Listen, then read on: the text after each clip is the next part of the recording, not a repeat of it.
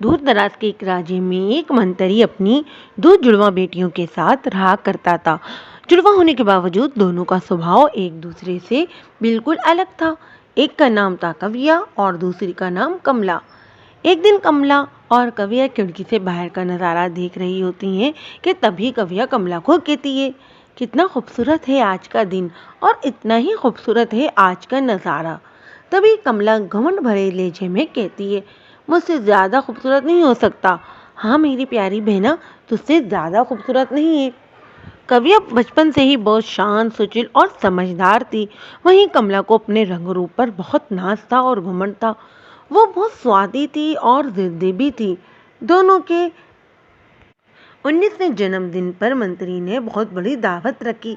सभी राज्य के राजाओं और उनके परिवार को बुलावा भेजा। इस बड़ी दावत पर सब लोग सज धज कर आए थे। वहीं कविया की नज़र एक बहुत सुंदर और आकर्षक राजकुमार पर पड़ी। कमला भी उसी राजकुमार को देख रही होती है। कविया कमला को कहती है, वो देखो, वो राजकुमार कितना सुंदर है। कमला भी तुरंत बोलती है, हाँ वो राजकुमार सुंदर तो है, पर वो राजकुमार मुझे ही पसंद करेंगे। कविया, मुझ में क्या कमी है? कविया कमला से कहती है। कमला कविया को बोलती है, ये बात तुम अच्छी तरह से जानती हो कि तुम में क्या चीज़ की कमी है।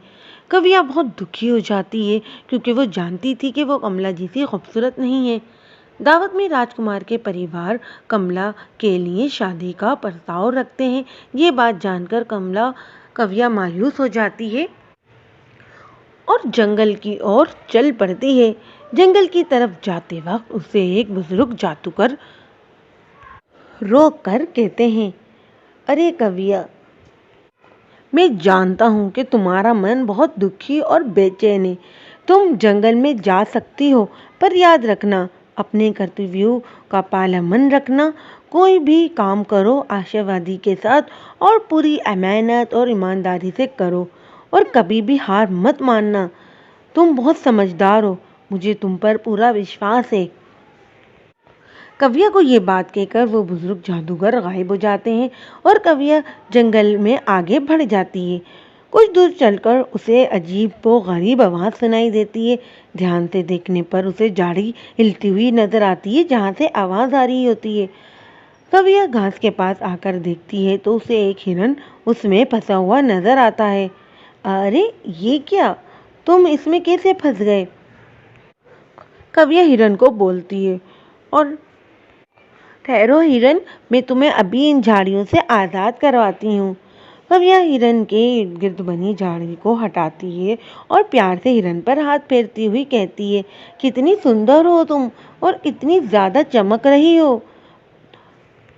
तभी हिरन उसका बहुत बहुत धन्यवाद करने लगता है। अरे तुम बोल भी सकते हो? हाँ, तुम बोल भी सकता हूँ और मैं तुम्हारा प्रस्ताव देखकर बहुत खुश हूँ। बस तुम आगे आगे बढ़ती जाओ।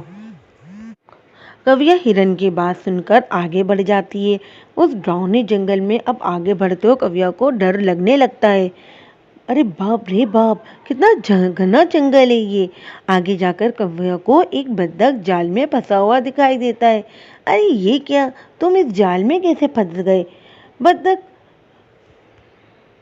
जाल में से निकलने की कोशिश कर रहा होता है। कव्या बत्तख से कहती है, शांत रहो तुम, मैं तुम्हें अभी इस जाल से छुड़ाती हूँ। कव्या बत्तख को इस जाल से बाहर निकालने की कोशिश करने लगती है और कुछ ही देर में वो बत्तख को जाल से आज़ाद करा देती है। जैसे ही बत्तख जाल से बाहर आता है वो अपने सुंदर पर फैलाता है, अब तुम आज़ाद हो। हाँ, तुम्हारा बहुत बहुत शुक्रिया कि तुमने मुझे इस जाल से आज़ाद कराकर नया जीवन दिया। अरे तुम भी बोल सकते हो? हाँ, मैं भी बोल सकता हूँ। तुम बहुत दरिया दिल और नेक लड़की हो।